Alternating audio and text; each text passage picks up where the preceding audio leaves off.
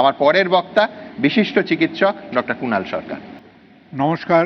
সুমনকে ধন্যবাদ আর শামসিলকে অনেক অনেক ধন্যবাদ, কারণ আজকে সন্ধ্যাবেলায় ও আমাদের গণতন্ত্র সম্বন্ধে যে অন্তর্দৃষ্টিটা দিল, সেই অন্তর্দৃষ্টিটা আমাদের সবাইকে অনুপ্রেরিত করেছে।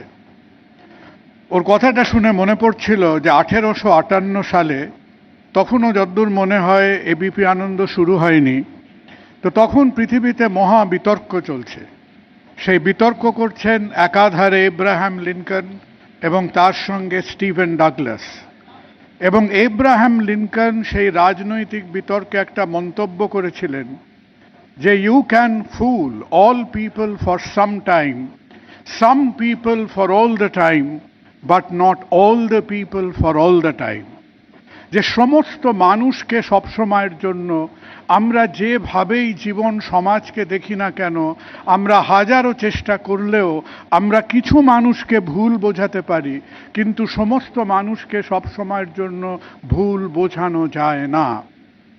2 বছর 8 মাস 11 দিন ধরে যে ভারতীয় সংবিধান লেখা হয়েছিল, মনে রাখবেন সেই ভারতীয় সংবিধানের প্রথম 2 অধ্যক্ষর হল we the people of India and not we the citizen of India.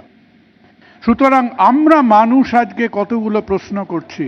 প্রথম যে কথাটা নিয়ে বলা হচ্ছে যে এই যে একটা এপিডেমিক হারে আমরা আজকে একটা বদলি দেখছি, দেখুন একটা ভোট হয়ে গেল, এই যে 2 বছর 11 মাস ধরে যে সংবিধানটা লেখা হয়েছিল সেটা আমাদের কি বলেছিল?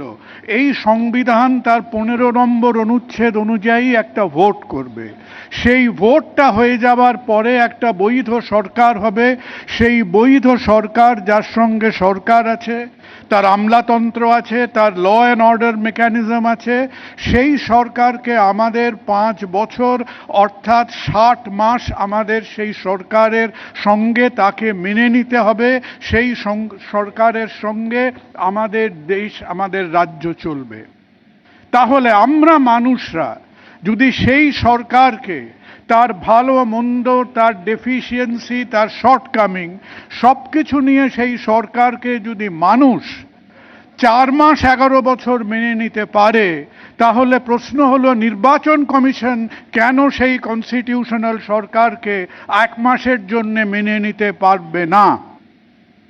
নির্বাচন কমিশন কি আজকে বলছেন, মানুষকে এই ইঙ্গিত দিচ্ছেন যে আমরা 4 বছর 11 মাস যে গভর্নমেন্টের আন্ডারে ছিলাম, সেই গভর্নমেন্ট একটা আনএথিক্যাল গভর্নমেন্ট, সেই গভর্নমেন্টের কি বৈধতা নির্বাচন কমিশন আজকে চ্যালেঞ্জ করছেন?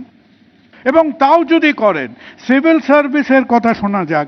দেখুন, আমি পলিটিক্যাল নেতা নেত্রীদের খুব ভয় পাই, সুতরাং ওদের পয়েন্টকে আমি আজকে রিবাটাল করব না, দেবাশিস দাকে জিজ্ঞেস করব।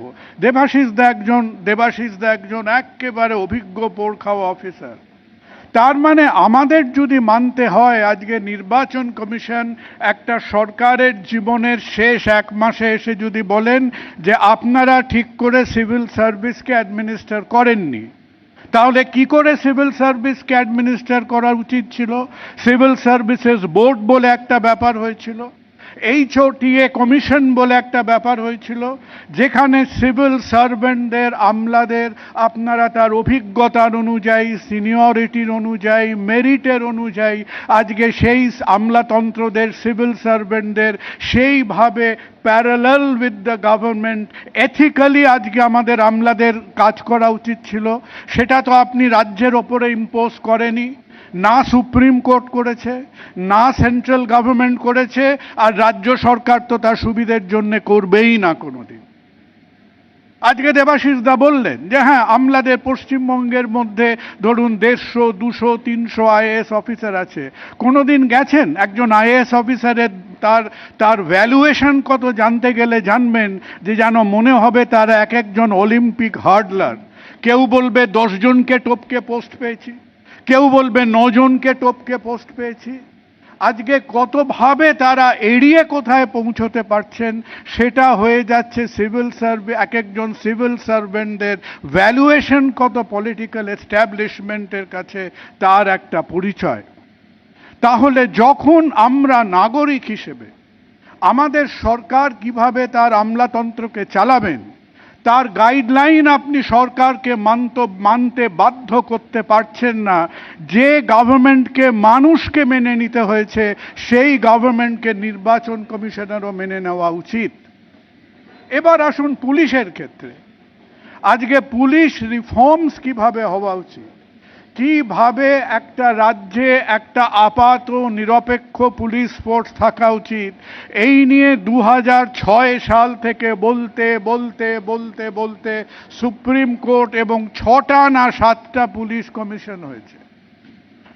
যে কখন কোন সিনিয়র পুলিশ অফিসার কিভাবে তার পদমর্যাদায় যাবেন, আবার সেই একই গল্প। না কেন্দ্রীয় সরকার, না সুপ্রিম কোর্ট, না কোনো কনস্টিটিউশনাল অথরিটি কোনো পুলিশ রিফর্মকে 7 দিনের জন্যও ভারতবর্ষে তারা লাঘব করতে পারেননি। এবং আমাদের মতো সাধারণ মানুষকে এই খামখেয়ালিপনা, এই বায়াস, এই প্রেজুডিস, এই পক্ষপাতিত্ব, আজকে আপনি মাঝে মধ্যে মনে করবেন যে আপনি পুলিশ কমিশনারকে বাছছেন না আপনি ছেলে মেয়েদের বিয়ের সম্বন্ধ করছেন। কে আপনার পেয়ারের লোক, কাকে আপনি চান, কাকে আপনি বুকে বুকে আঁকড়ে ধরতে চান, আজকে সেইটে আমাদের গভর্নমেন্টসে আজকে সাধারণ মানুষকে, একটা রাজ্যের মানুষকে সেই সমস্ত বায়াসকে মেনে নিয়ে তাকে বেঁচে থাকতে হবে। আর আমাদের নির্বাচন কমিশন এসে আজকে মানুষকে বলবেন যে তোমরা তো এই হচপচ গভর্নমেন্ট সিস্টেমের মধ্যে 4 বছর 11 মাস ছিলে, লাস্ট 1 মাস আমার ওই সব কিছু হবে না, আমি খোল নলছে পাল্টে দেবো। প্রশ্ন হলো কেন? আপনার যদি ঠিকমতো সেই প্রশাসনকে চালাবার অধিকার থাকে তাহলে আমরা মানুষও একটা স্বচ্ছ, একটা সৎ, একটা ট্রান্সপ্যারেন্ট আমলাতন্ত্র, একটা ট্রান্সপ্যারেন্ট ল অ্যান্ড অর্ডার মেকানিজমের মধ্যে বেঁচে থাকার অধিকার আমরা রাখি। আজকে পুলিশ ফোর্স কত 1,20,000 মানুষ আছেন পুলিশ ফোর্সে, 14,000 কোটি টাকা প্রতি বছর খরচা করছেন। তার ওপরে 600 কোটি টাকা খরচা করবেন কিসে? না এই সেন্ট্রাল ফোর্সকে এনে। এবং এই সেন্ট্রাল ফোর্সকে আনার পর আপনার কি কমবে? আপনার কি অনগ্রাউন্ড ভায়োলেন্স কমবে? আপনার কি পোস্ট পোল ভায়োলেন্স করবে? এই যে একটা রোম্যান্টিক একটা স্মৃতি মেদুর যে একটা গণতান্ত্রিক এক্সারসাইজ দেখছেন, যে মুহূর্তে আজকে আমাদের রেজাল্ট অ্যানাউন্সড হবে আবার তো ভয় আমাদের বুক দূর করে যে আবার সেই রাজনৈতিক হিংসা, আবার সেই পোস্ট পোল ভায়োলেন্স। আপনি বলছেন বুথে বুথে ক্যামেরা রাখবেন, ভিতরে রাখবেন, বাইরে রাখবেন, আরও 2-1টা ক্যামেরা যদি আপনি বসিয়ে দেন তাহলে হয়তো ধুরন্ধর 3 নম্বর শুটিংটা আর বাইরে করতে হবে না। পশ্চিমবঙ্গের বুথে বুথে যে ভায়োলেন্সের ছবিগুলো পাবেন সেটার মধ্যে এআই মিশিয়ে রণবীর সিং অতি অল্প খরচার মধ্যে 3য় পার্টটাকে উনি রিলিজ করে দিতে পারবেন।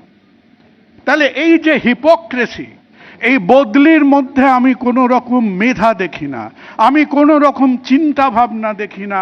আমার মনে হয় এটা আমাদের গণতন্ত্রের মধ্যে একটা হিপোক্রেসি এবং একটা অবিশ্বাসকে এনে দিচ্ছে। কারণ নির্বাচন কমিশন যে কোয়ালিটি অফ গভর্নেন্স চান, আজকে মানুষও সেই কোয়ালিটি অফ গভর্নেন্স সেই মানুষ চায়। এবং মানুষকে সেই গভর্নমেন্টের অধিকার, সেই গভর্নেন্সের অধিকার আজকে সাধারণ মানুষকে তার মাথা উঁচু করে সেটা চেয়ে নিতে হবে। এসআইআর এর কথায় আসছেন। আজকে এসআইআর নিয়ে বহুবার আমরা বলেছি যে ভারতীয় গণতন্ত্রের এমন অসংবেদনশীল, দানবিক, পাশবিক মুখ আমরা দেখব বলে কোনোদিন আশা করিনি। মুশকিলটা কোথায়?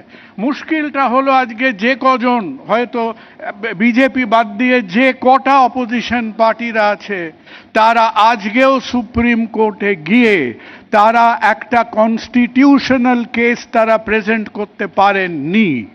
আমরা এসআইআর এ কেন ফেল করেছি? আমরা একটা কনস্টিটিউশনাল এবং সোশ্যাল প্রবলেমকে আমরা পলিটিক্যাল আতশকাঁচের মধ্যে দিয়ে দেখার চেষ্টা করেছি। এসআইআর এর যে টক্সিক এফেক্ট যে বিষক্রিয়া, সে বিষক্রিয়া আজকে এই ইলেকশনের জন্য অপেক্ষা করছে না। ইন্ডিয়ান সোসাইটিকে আপনি ভারতবর্ষের বুকে যে 10 কোটি প্রতারিত মানুষকে সৃষ্টি করবেন, তারা আমাদের সমাজে ওই এক সময় যেরকম রবীন্দ্রনাথ বলেছিলেন না যে কুষ্ঠরোগীদের আপনি নগরের বাইরে ভার করে দিতে পারতেন, আজকে ভারতবর্ষ তার এই আধুনিক গণতন্ত্রের মধ্যে কিছু নতুন নতুন কুষ্ঠরোগ আবিষ্কার করছেন এবং কিছু মানুষকে আপনি গা থেকে ঝেড়ে ফেলে দিচ্ছেন।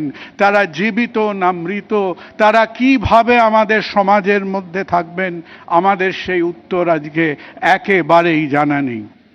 আমরা এক সময় মনে করতাম এসআইআর একটা কনস্টিটিউশনাল প্রবলেম, একটা সোশ্যাল প্রবলেম।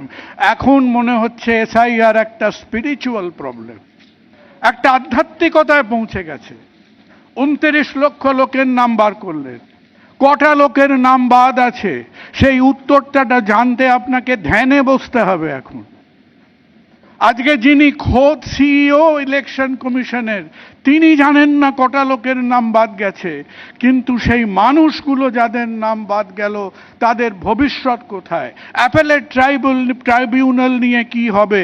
ওই 1982 সালের কি একটা লিগ্যাল প্রিসিডেন্স আছে, সেই প্রিসিডেন্সের ওপর ভর করে আমরা 1 কোটি মানুষকে সমাজ থেকে অপাঙ্ক্তেয় করে আজকে হুড়হুড় করে আর এক ইলেকশনের রথের রশি আমরা টানতে শুরু করব। মনে রাখবেন, একটা দেশ, একটা সমাজ একটা ইলেকশন থেকে আর একটা ইলেকশন অবধি বেঁচে থাকে না। একটা সমাজ বেঁচে থাকে একটা সময় থেকে আর একটা সময়ের ওপর, এবং সমাজের মধ্যে যে অবক্ষয়টা আমরা ঢোকাচ্ছি আজকে আমাদেরও কিন্তু আমাদের কল্পনার বাইরে, যে আমরা আগামী দশকে আজকে আমাদের কি কি খাজনা এর জন্য দিতে হবে। লাস্ট একটা কথা বলে শেষ করব। আজকে সুমনের পংক্তির মধ্যে একটা কথা আছে যে আস্তিন গুটিয়ে আপনারা এগিয়ে যাচ্ছেন মহাযুদ্ধের মধ্যে। আমার আপত্তি রইল, এটা মহাযুদ্ধ নয়, এটাকে আমি মল্লযুদ্ধ বলতে পারি। মহাযুদ্ধ শুরু হবে 4 তারিখের পরে। যে মহাযুদ্ধে আপনারা জানবেন, যে মহাযুদ্ধে আপনি জানবেন ওই যে 8 লক্ষ কোটি টাকার ঋণ ভার আজকে বাংলার কাঁধে আছে, বাংলা কাজ করতে পেরেছে। আমরা পভার্টি অ্যালিভিয়েশনের কাজ করতে পেরেছি, কিন্তু আমরা বিপজ্জনক জায়গায় আছি, যেখানে আমাদের আজকে ডেট টু জিডিপি রেশিও প্রায় 35%-এর কাছাকাছি গিয়ে পৌঁছচ্ছে। মহাযুদ্ধ শুরু হবে তখন যখন আপনাকে আজকে স্টেটের একটা ইনকাম বাড়াতে হবে, যেখানে আমাদের ছেলে মেয়েদের দিকে চেয়ে দেখতে হবে যে ওই বেকার ভাতা নেবার জন্যে লাইনগুলো যেন আর লম্বা না হয়।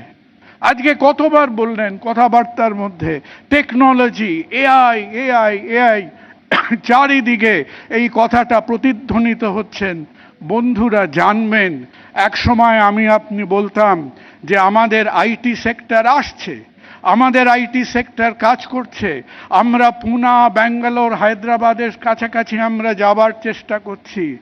জেনে দেখবেন যে হ্যাঁ, আমরা হয়তো আইটিতে কিছু কাজ আজকে করছি।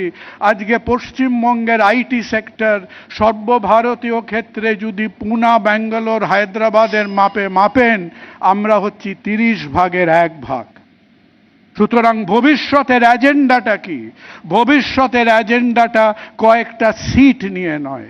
আজকে যে মার্জিনের কথা চিন্তা করবেন, সেই মার্জিন আপনাকে স্মরণ করিয়ে দেবে যে কেন একজন মধ্যবিত্ত বাঙালির মাসিক ইনকাম, কেন আজকে দিল্লির একজন মধ্যবিত্ত মানুষের থেকে 30% কম, কেন মুম্বাইয়ের একজন মধ্যবিত্ত মানুষের সেটা অর্ধেকের চাইতেও কম। আজকে সেই মহাযুদ্ধ শুরু হবে যেদিন জানতে পারবেন যে যুদ্ধেতে আপনার অবজেক্টিভটা কি, আপনার লক্ষ্য কি।